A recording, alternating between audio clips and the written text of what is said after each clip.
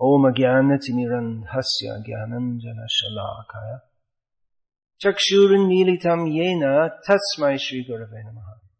Srimad Bhagavatam, Canto 6, Chapter 1, Text 48. Srimad Bhagavatam, první kapitola, sloka 48. Translation and commentary by His Divine Grace, Srila A.C. Bhakti-Vedanta Swami Prabhupada, founder Acharya Viscom. Srimad Bhagavatam is a broad exposition of the absolute truth in all its categories. Srimad Bhagavatam je rozsáhlý výklad absolutní pravdy ve všech jejich kategoriích. That which is described concisely in Bhagavad-gita is described elaborately in the Srimad Bhagavatam. Now in Bhagavad-gita, one of the most basic and important lessons we learn is how the living beings in this material world are transmigrating from one body to another. We also learn how this material world is going on under the supervision of the Supreme Lord. Ayadhyakshena prakriti suyate sacharacharam. And how the Supreme Lord is ahituna anena konteya jagad viparivartate, and how the Supreme Lord is the original cause of the creation. Now these subjects are more elaborately described herein within this Bhagavad Purana, the Purana or the history of the universe, which specifically gives knowledge of Bhagavan, the Supreme Personality of Godhead. Sometimes people, they reject the Puranas as being simply stories. But within these stories are demonstrated the philosophical truths which are discussed within the Upanishads, Vedanta philosophy. Now, within this history of the life of Ajamil, we see how Ajamil, as a specimen conditioned soul, was about to leave his body. By specimen we mean that it's not that Ajamil was different in many ways to anyone else. That the Yamadutas came to get him wasn't just because he was Ajamil. They come for everyone and every human being in this material world, except those who are engaged in highly pious activities or those who are devotees of the Lord. So through the history of Ajamil we are being taught how the process of reincarnation goes on, and how the process of getting free from the process of reincarnation goes on. Ajamil was to be brought before Yamaraj, who is here described as Bhagavan, which means omnipotent. He is omnipotent within a certain sphere. Within his sphere of activities, he has complete rule. He works under the direction of and in cooperation with the Supreme Lord. But as a trusted agent of the Lord, he is fully empowered to send particularly the sinful living entities here and there into various suffering conditions. So he's one of the demigods who helps the Supreme Lord in administering this material world. And his particular function is to oversee the judgment of sinful persons and subsequently punish them. This is explained also in more detail in other cantos of Bhagavatam. In the third canto it's already explained, Karmana deva netrena jantur deho papaptaye, that according to one's activities and under the supervision of the Supreme Lord and the demigods, his assisting demigods, the living beings get body after body. Now there the term is used, Deva Netra, which means the divine eyes, the eyes of the Supreme Lord. Or Deva can also mean demigod. Here the definition of Deva is given in the Anvaya, the word for word. Divyatiti Devaha, one who is always brilliant and illuminated is called Deva. So demigods, their bodily constitution is shining. They are effulgent, just like our devotees become effulgent. And those who are not godly, they're dull. They look like a walking cloud, walking depression. Even you see these advertisements, smiling toothpaste advertisement, but the smile is only the lips, there's no effulgence. The demigods, they are effulgent. The Supreme Lord is effulgent. They are situated in goodness and beyond goodness. So this material world goes on under the supervision of the Supreme Lord. And particularly, it's mentioned in this verse, Karmana Deva Nitrena, how the living beings get different bodies under the supervision of the Supreme Lord. Now, sometimes we hear that our desire is fulfilled, that we get a body according to our desires. But it's also according to our karma. For instance, someone may desire to be a big leader, but there can't be that many big leaders. At election time, so many people are trying to become the leader, but only one can. So that desire may be fulfilled in a future life. But it's not that because everyone desires to be the president of the country, that in his next life he's sure to become the president of the country if he didn't make it in this life. But he may become a leader according to his karma. He may be in the street among all the dogs and be the biggest barking dog, and in this way become the leader. The Supreme Lord fulfills the desires. He wanted to be a big leader. According to his karma, he got the opportunity. Among all these different species, we find that there's a leader. The queen of the ants must be extremely puffed up. All the ants are simply serving her. In English, there's a saying, the queen bee. It means someone who's like the center of everyone's attention. Do you say that in your language? Probably not.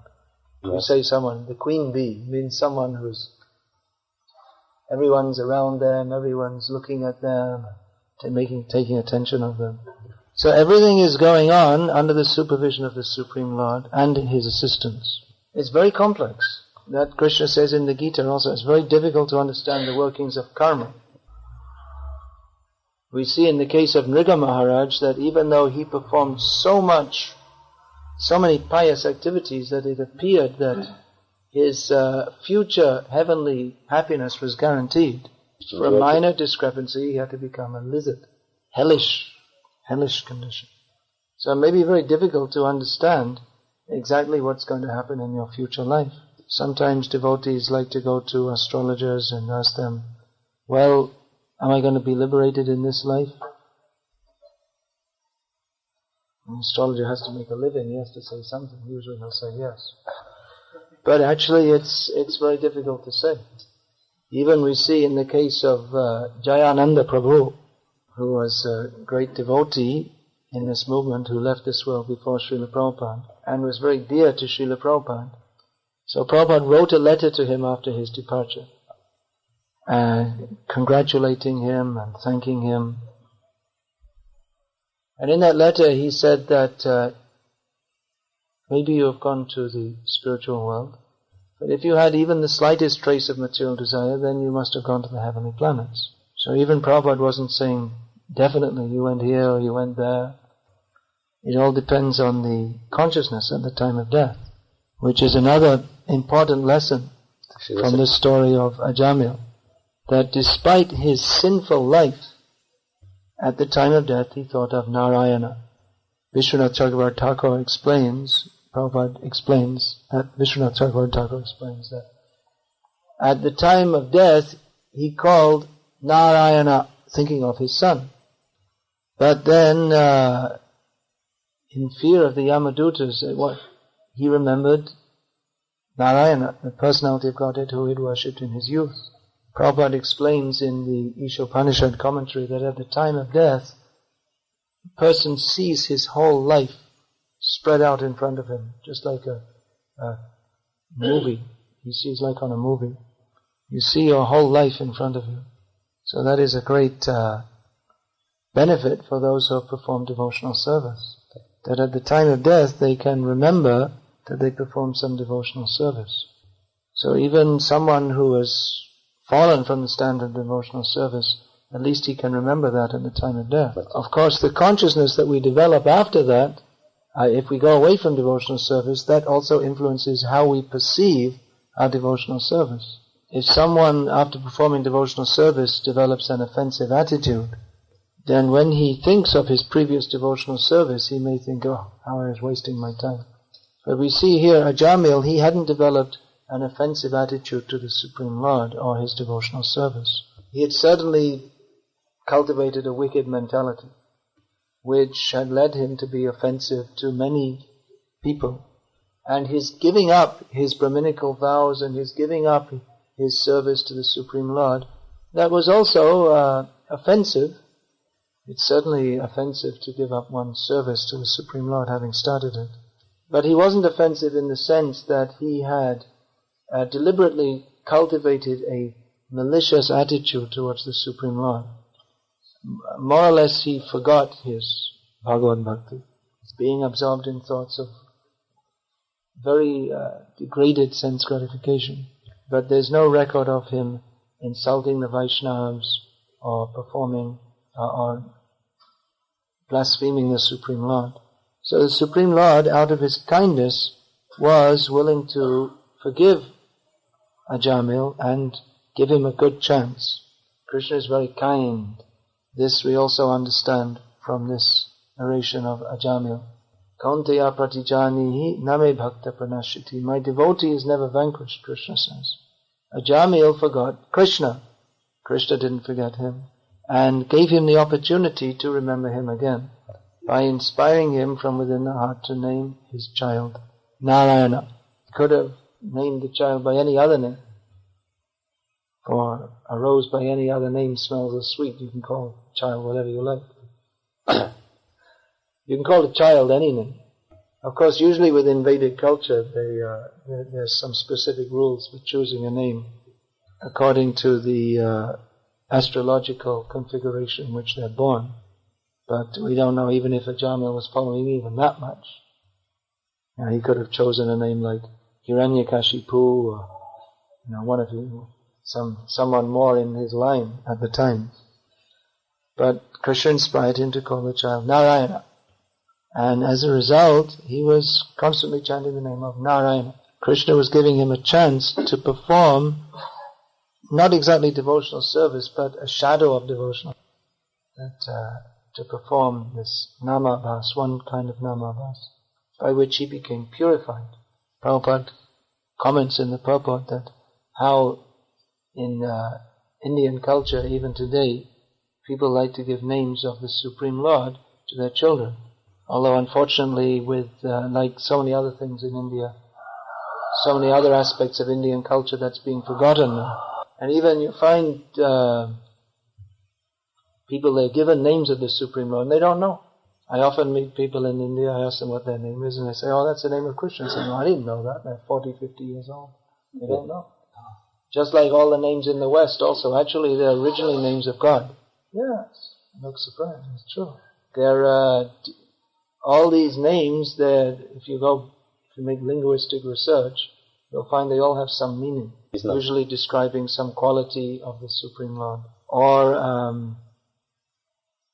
like they're usually describing some quality which is originally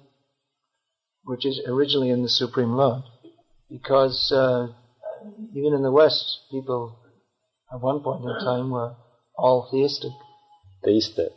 So just like that, they wanted to have their child's name to remind them of God. Now that connection has been forgotten. Just you choose a name and you give it, that's all. You have no idea what it's meant for.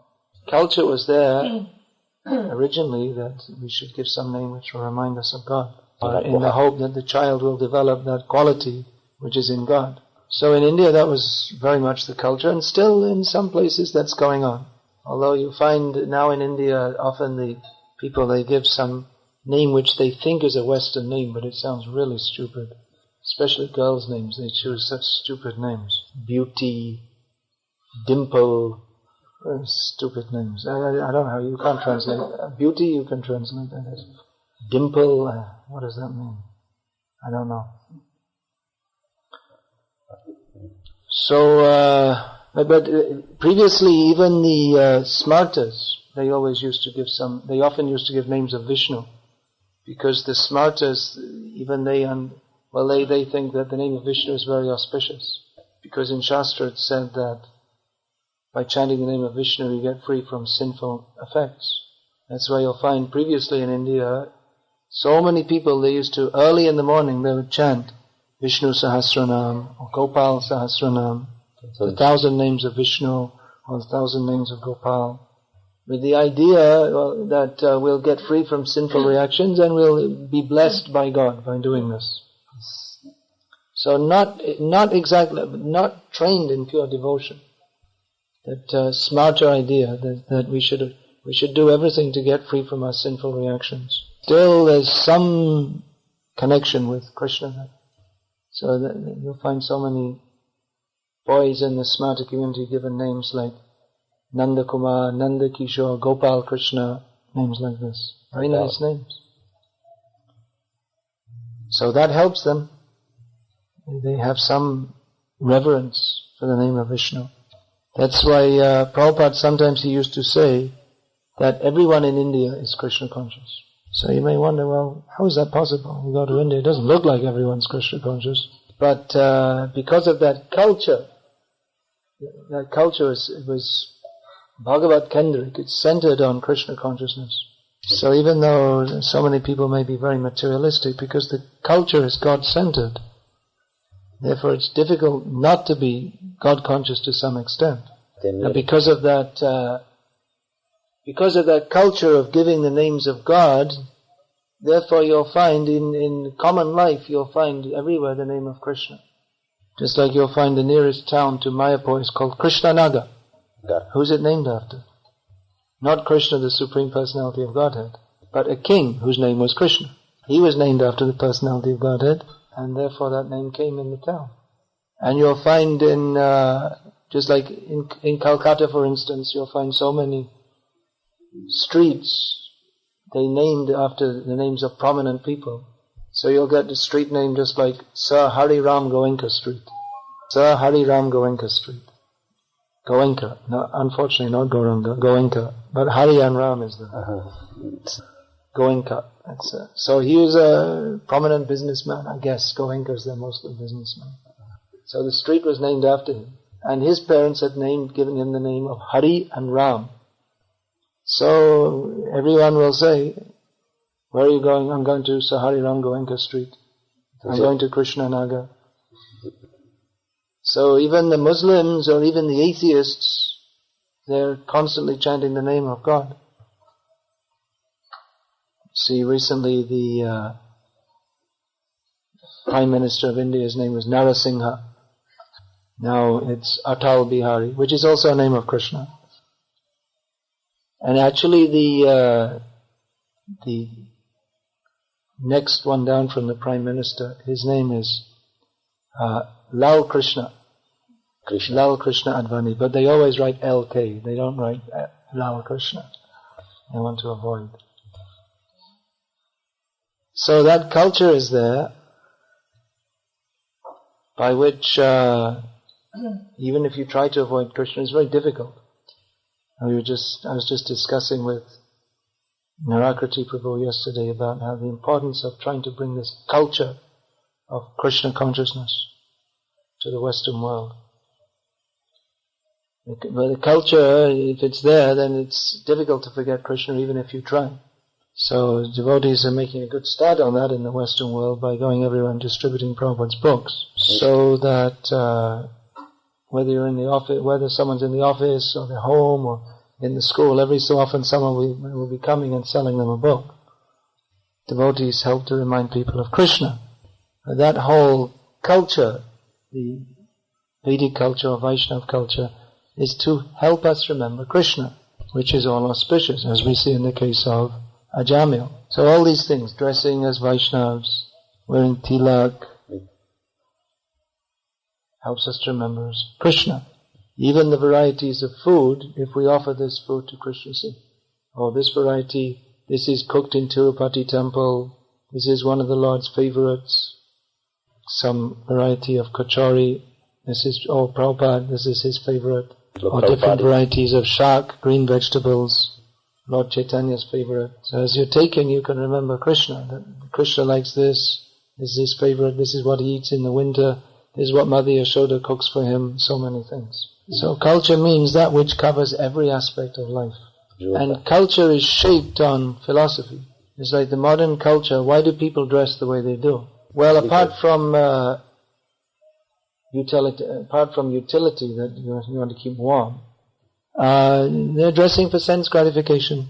How to show off the body, or if you have too much body, how to hide that you've got too much. If you've got too little, how to make it look as if you've got more. To try to make the body look attractive for sense gratification. Because the whole culture, for lack of a better word, is based on sense gratification. But Vaishnava culture is based on pleasing Krishna and remembering Krishna. Therefore, everything in Vaishnava culture is related to Krishna. So culture means the way we dress, the way we act, the food we eat, the music we produce, or the music we sing or play or listen to, the way of life, our goal of life. Every aspect of life is covered by culture. We see here that Ajamil was saved from hellish life and raised to the highest platform because of the culture he was brought up in. Often I feel this is very sad. Often in the West we see our devotees that because of the force of the sense gratificatory culture, they're often carried away. Realistically speaking, we can't expect everybody who takes to Krishna consciousness to be very strong immediately. But if we're not strong, then we tend to be carried away by the sense gratificatory culture. Whereas if the culture is based on pleasing Krishna, then even if we're not strong, then we won't be grossly misled. So our Krishna conscious movement is meant for creating this Krishna conscious culture so that everybody can take part in it. Now when we think of culture, we also often think of dance, drama, entertainment, painting, all these things. So these give activities or something to occupy the mind. So these are very important also for the ordinary people, that they can relate to Krishna consciousness or they can take part in Krishna consciousness. If there's some nice drama of Krishna conscious activities, then no need to turn on the TV and watch some nonsense thing. Or even on the TV, if there's nice Krishna conscious activities, we can watch that. Modern civilization has produced this television and entertainment industry. Television tends to be hypnotic. Turn it on and you become glued into it. So one of the purposes of the Krishna conscious movement is to give people an alternative to the degrading dramas that are shown on modern TV. To give people a musical alternative to all the degraded things that are being given in modern music. Alternative mode of behavior. You see, the modern society is very competitive. And the mode of behavior tends to be aggressive. Correct. Everyone is trying to bring themselves up and put everyone else down. And cinema and TV has promoted, just like this Rambo, you have to be very aggressive. And they're promoting that women also should be tough and strong and kick the men out and everyone else out. Very aggressive, Rakshasa kind of civilization. Krishna conscious culture is respectful to all. Advishta sarva bhutana, maitra karuna evacha. Krishna says, Krishna describes the devotee who is very dear to him. First symptom, advishta sarva bhutana. He's no inimical. He's not inimical towards any living being. He's a kind friend to all. So this culture we want to introduce, which those who are somewhat enlightened, they will appreciate that. So it's a great challenge to the devotees of this Krishna conscious movement to fulfill Srila Prabhupada's desire to become brahmanas and thus naturally lead human society by their qualities. Acharya means one who teaches by his behavior. So one who has developed the Vaishnava qualities, they will naturally set a good example to others. So every devotee is supposed to, by his behavior, activities, knowledge, supposed to give guidance to others. We have a great challenge ahead of us. Prabhupada many times said that we want to make the whole world Krishna conscious. Sometimes people think that, now the Krishna conscious movement, it's about 30 years old, so, it's already, It's already finished. We already expanded enough. Now we should just sit and rot. Now it's time to become a Babaji or something like this. But Chaitanya Mahaprabhu's mood, as communicated to us by Srila Prabhupada, was that if there's one microbe in the universe who's not Krishna conscious, we should go and find him and preach to him. So we didn't get to that point yet, that we have to search for microbes to preach to. And there are still so many microbes in human bodies who with the spiritual development of microbes in human bodies, microbial intelligence, who need to be reminded of Krishna. And still people are performing sinful activities. Nunang pramata kurute vikarma, madman. So a devotee is not meant for early retirement. Prabhupada gave the example of his own life. He didn't retire. Up to his last breath he was preaching Krishna consciousness. I personally saw that. I was surprised. Last darshan I had of Prabhupada was in October 1977. The devotee sat Prabhupada up on his bed. Prabhupada was going to eat something which he hadn't done for weeks. So instead of eating, Prabhupada forgot all about it. He started preaching to all the devotees. He said Sharira Vidyajal, and then he started preaching how you have to control the mind and the senses. Later the devotees, Prabhupada just tried to make him not strain himself too much, and everyone left, and Prabhupada left, ate a little bit. But that was Prabhupada showing us the perfection of Krishna consciousness. Okay. It was more natural for Prabhupada to preach than to eat. I saw that. Generally we become very disturbed if we don't get something to eat. But Prabhupada was more concerned with preaching. He was preaching all the time. Give class twice a day, at least once a day. Darshans, meeting with his leaders to discuss about the spreading of the Krishna conscious movement. Always giving different ideas how to spread it more and more. And at night, when everyone else would go to sleep, then Prabhupada would preach to the world by dictating his books. And he pushed his disciples to do the same. The Krishna conscious movement spread so widely because Prabhupada was sending people here and there. Someone had been in the Krishna conscious movement 1 year or 2 years, okay, go to Japan. Don't know Japanese.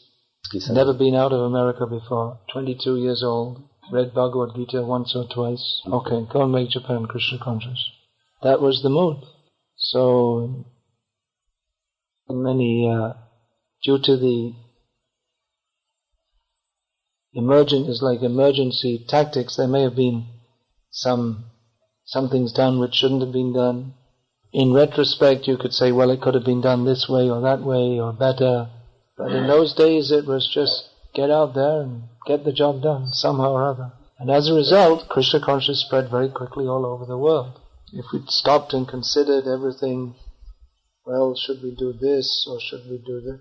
I mean, some consideration was there, but if it'd been so much caution. So nowadays we should learn from experience and go on pushing, go on spreading the Krishna conscious movement, to give people the chance to be saved from having to meet Yamaraj, to give people the chance to be welcomed by the Vishnu Dutas at the time of death. That is the aim of the Krishna conscious movement, to give everyone the chance that Ajamil had, to be saved from hellish life and brought to Krishna. That's why we are a missionary movement. We are not a Babaji movement. Our movement is meant for activities, preaching activities. It's a good word, Hare Krishna movement. Movement means we should be always moving. Just like water, if it's moving, it remains fresh and pure. The chemical factory is next door to it. And that's also a danger. If some polluted idea enters, then we'll be moving, but we'll be full of contamination. Still water becomes stagnant.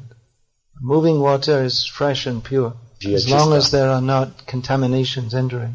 So the nature of moving water is that even if contaminations enter, if that's detected and the contaminations are stopped from entering, then by the very nature that it's moving, it will purify itself. So we see that as long as our movement remains dynamic and active and trying to bring Krishna consciousness to others, then it remains very pure and pleasing, because activities are being performed for the pleasure of Krishna. And Krishna gives his blessings, and devotees become Krishna conscious. So we should go on with the Hare Krishna movement. Movement is back to Godhead. That's Srila Prabhupada said. Once at the Kumbh Mela, Prabhupada was there, so many tents with so many organizations, with all kinds of everything imaginable and unimaginable. So Prabhupada asked the devotees that, what is the difference between our camp and everyone else's camp? Prabhupada himself answered the question, our movement is the back to Godhead movement.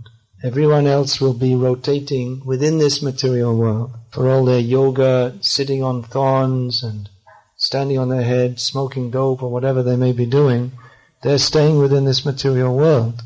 But our movement is for going back to Godhead and bringing everyone else too. That is what Prabhupada gave us very kindly. Prabhupada, he laid a lot of stress on this story of Ajamil. More than once he gave a series of lectures on this. There are many important lessons here. We should study regularly. Consider how we're also being saved from hellish condition or going to hell condition. And we should consider our good fortune and not fall back again, but go forward in Krishna consciousness. Hare Krishna. Any question, please? Sometimes we can observe that a good dose of contamination is done in the flowing waters of Krishna consciousness movement. I've seen, for example, sometimes devotees they take things from the material world, like mundane videos and such things, and they become very passionate by such things. And as a result of this, they sometimes become even like accepted in general among the larger public of devotees. I find it sometimes very concerning that such things are going on and they become accepted, so that we kind of accept this contamination as a part of the moving waters of this movement. Yeah, there's always some kind of deviation going on. Someone always has some wonderful idea about how to improve Krishna consciousness. That what we really need, what we're really lacking is this or that or something else. There's always something. What's really going to spread Krishna consciousness is this, you have to get this book by some New Age guru or something. So these passions come and go. Sometimes people become very enamored by these things. It's also a cleansing process, because people who become enamored by these things, they eventually float off into their own brand of neo-Hinduism. Kdo se nechá okouzlit těmihle věcmi, tak nakonec si sám vytvoří vlastní proud hedonismu nebo hinduismu.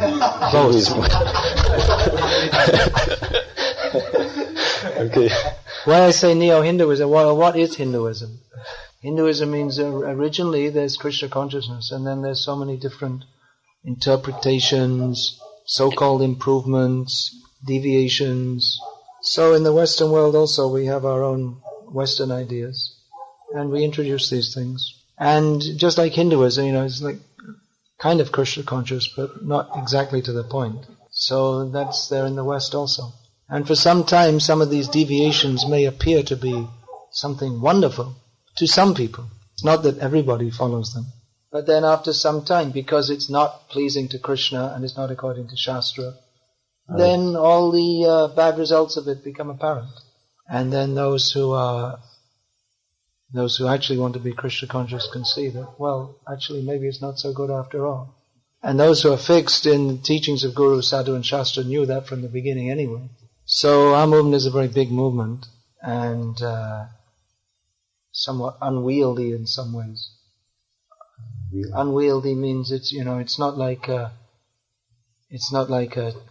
state dictatorship or something like that, which is everyone's controlled down to the movement of their hairs on their body. Says that you can't read this book or like that. Instruction is given, but if people don't follow it, then what can you do? So therefore those who are concerned to maintain the purity of this movement, they should stick to the principles as given by our founder Acharya. Live according to that and preach according to that. And those who are serious to follow, they will follow. And those who have not properly understood Krishna consciousness or maybe have some different motive, then they'll be attracted by all these different funny ideas. It's not going to change. There's always going to be some deviation or other. Because Maya has many different forms. That's why we study Bhagavatam every day.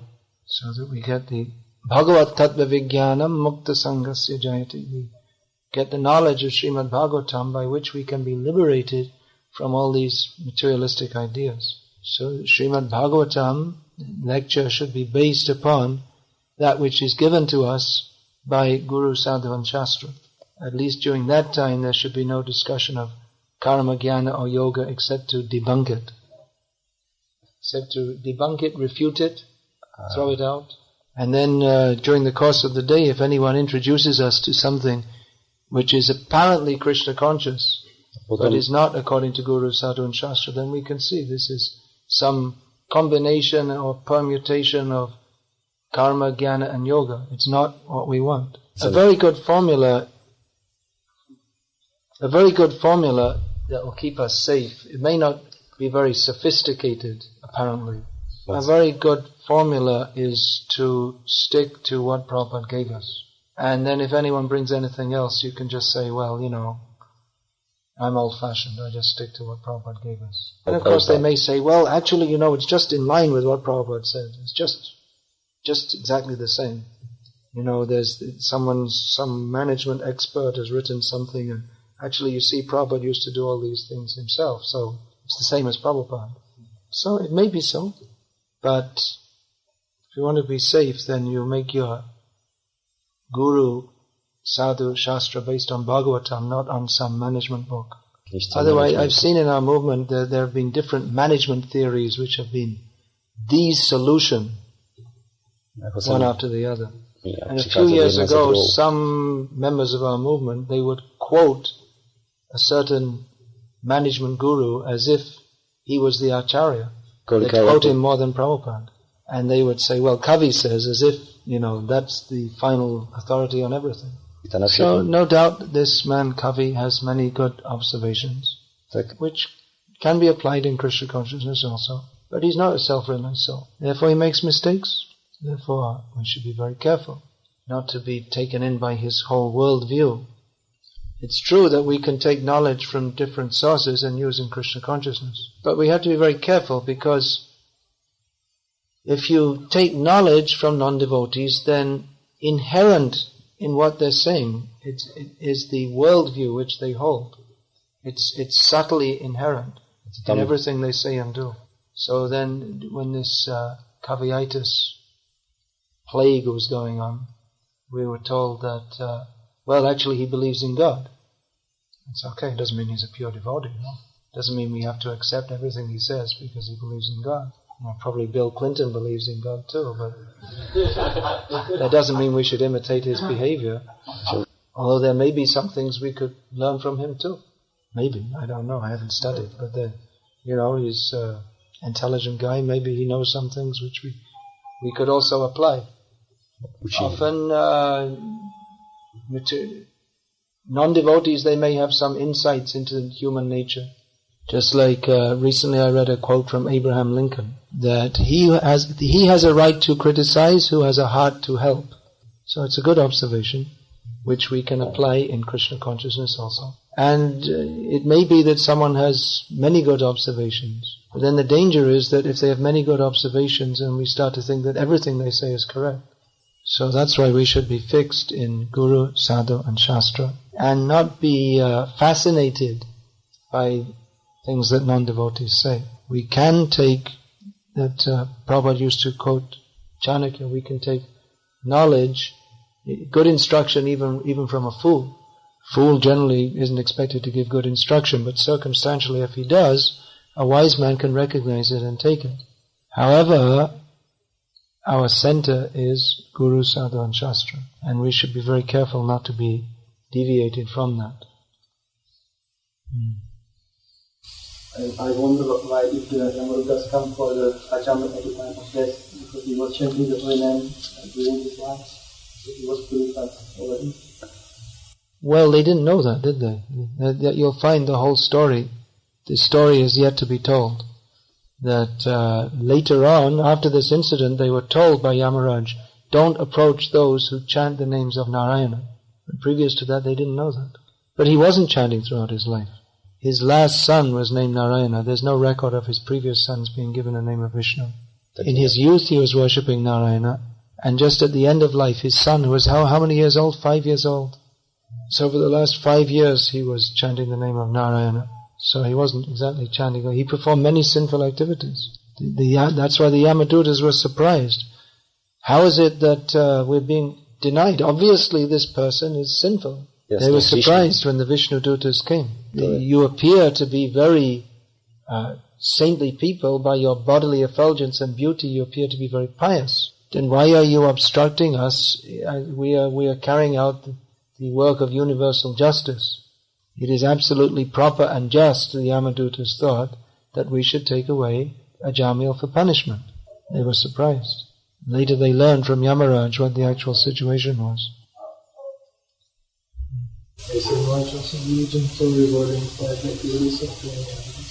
Not in the same way that he's the agent for punishing. He performs judgment, and then if there's punishment to do, the hellish punishment, that's under him. Heavenly pleasure, that's a different part of the universe. Hare Krishna. Srimad Bhagavatam ki jai.